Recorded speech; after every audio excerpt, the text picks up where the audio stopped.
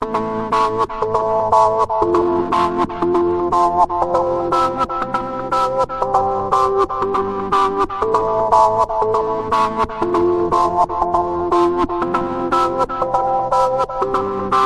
reason that we're having this conversation, the conversation is about what do you do when you have different fundamental beliefs than someone? Like, is it always this conflict? Is there a way to listen and resolve those things, or is that just something that will always divide us?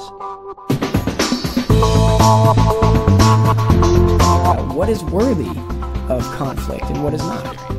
Right. When someone's like, I have this belief, and you say, no, that is so threatening to me. Like, I am so upset by that belief that it's not even okay to me that you have that belief.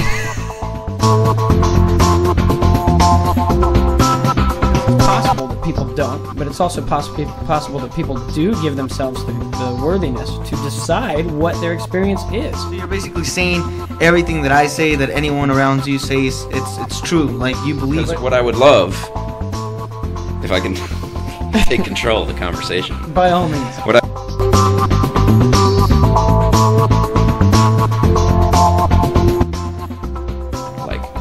Whatever I think of as me is not in charge. Like, the animal that's inside my brain is in charge, and it drives me. I think that's true. For every little thing, there's always gonna be someone with a different belief. You know. You could kind of say that there's been wars over whose flavor of ice cream is better. You believe nothing can be controlled, Brian. No. I don't believe nothing can be controlled. Okay. I believe very little. Can be controlled. Yeah. And I would say we're not necessarily separate in that. Yeah. Bringing that right here and now, Brian. Like, could you cut your arm off right now? Now let me ask you one question. Go ahead and answer mine first. No, because the question is the answer. What Michael said a little bit. If we had someone who's sitting here with us who, was raped or has been starving for a very long time, they're going to have a really different opinion of what you're saying right now.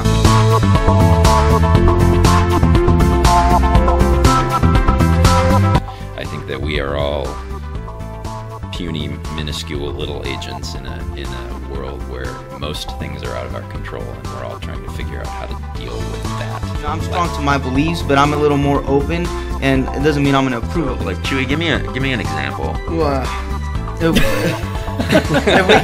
was kind of. I think that is really coming from a place of privilege in your life, and it dismisses a lot of the tragic experiences that happen to people.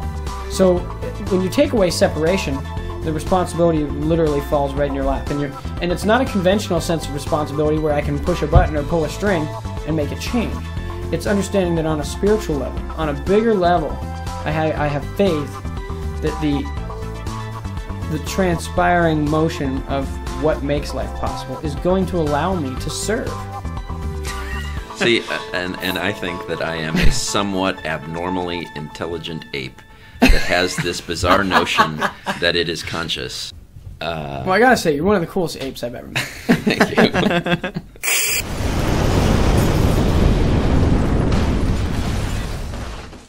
Imagine infinity sitting right next to infinity. It's like, oh wow. Well, I mean, they're infinity, so they're not alike, but they're not. What are you talking about? Just what I'm saying, the miraculousness of all this. You can't. You don't compare rocks and grass.